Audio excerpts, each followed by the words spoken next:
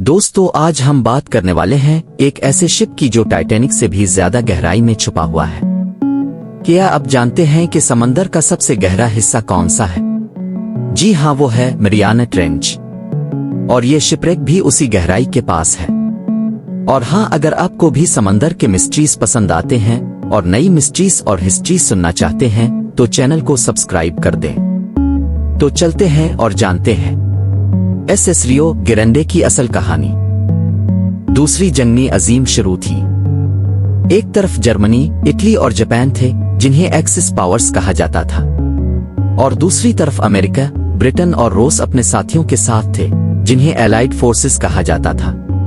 ये दोनों ग्रुप्स हर जगह, जमीन पर, आसमान में और समंदर में एक दूसरे के खिलाफ लड़ रहे थे।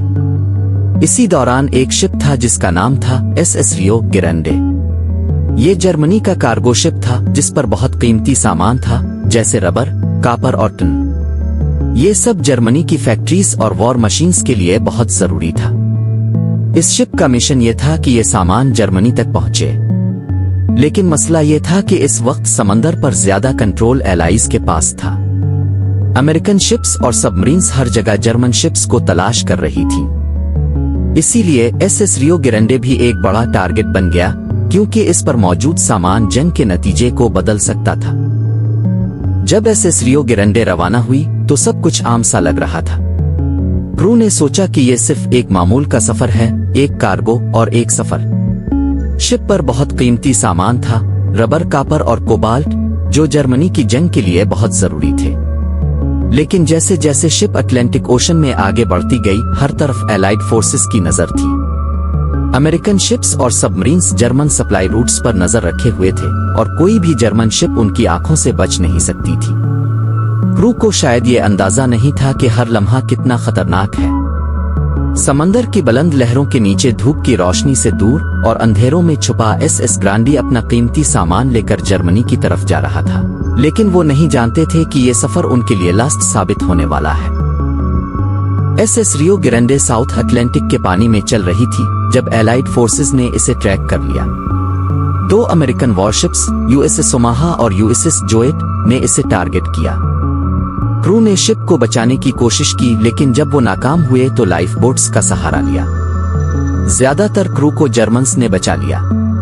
और दोस्तों, ये सिंकिंग सिर्फ एक आम डूबना नहीं था। एसएस ग्रांडी समंदर के अंदर 5762 मीटर्स 18,904 फीट की गहराई में जा पहुंची, जो इस वक्त दुनिया का सबसे गहरा शिपरेक था।